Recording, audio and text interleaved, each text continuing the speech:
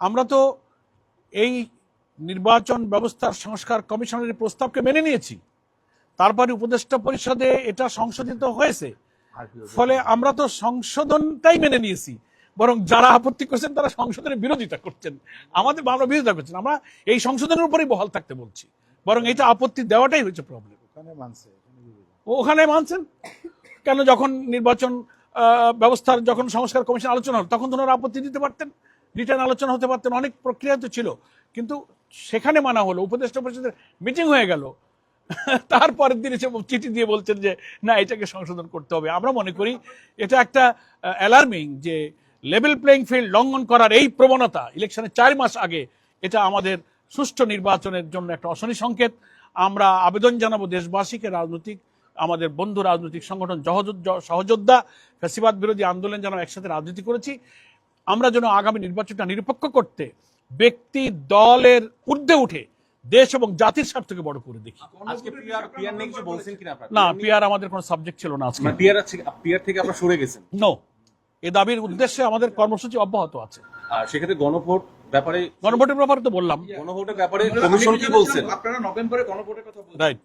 Election commission কি আপনাদের নভেম্বরে গণভোট আয়োজনের কোনো চ্যালেঞ্জের কথা বলেছে? তা ওনারা বলেননি। তারা 17 দিনেও হয়েছে, আমরা রেফারেন্স দিয়েছি 17 দিন 21 দিনও প্রিভিয়াসলি আমাদের গণভোটের রেফারেন্স আছে, উদাহরণ আছে। ওনারা এ ব্যাপারে নিজেদের অক্ষমতার কথা, কোনো চ্যালেঞ্জের কথা আমাদেরকে ব্যক্ত করেননি, নেগেটিভ কথা বলেন। যদি গণভোট আয়োজন না করে সরকার বা কমিশন, সেক্ষেত্রে আপনাদের অবস্থান কি হবে? সেটা তো তখন দেখা, এত কথা আপনি 2 মাস আগের কথা এখন কি করে বলবেন? সময় সব বলে দেবে। কিছুদিন আগে বিএনপি আসছিল,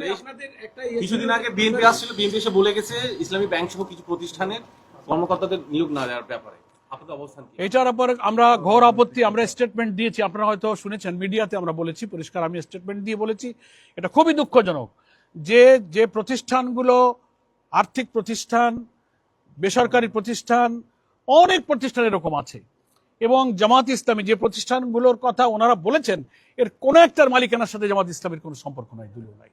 বিভিন্ন ওনাদের নেতৃবৃন্দের পরিচালনায় বহু ব্যাংক আছে, তাহলে তো ওইরকম হতে লাগলে তো আমরা ওই সমস্ত ব্যাংকের তালিকা দিয়ে আরেকটা বিবৃতি ইলেকশন কমিশনে দিয়ে যাবো।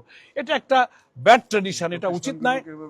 আমরা বিভিন্ন গুরুত্বপূর্ণ প্রতিষ্ঠানকে টার্গেট করে বিতর্কিত করার এই অরাজনৈতিক চিন্তাটাকে আমরা খুবই দুঃখজনকভাবে দেখছি, এটা থেকে পরিহার করা উচিত। আমরাও তো কাউন্টার বহু প্রতিষ্ঠান আমাদের আছে, যারা বিএনপির বড় বড় নেতারা ব্যাংক চালান, প্রতিষ্ঠান চালান, হাসপাতাল চালান, একটা তালিকা আমরাও দিতে পারতাম, কিন্তু আমরা রাজনৈতিক শিষ্টাচারের কারণে আমরা এই কাউন্টারটাকে খুব ভালো মনে করি।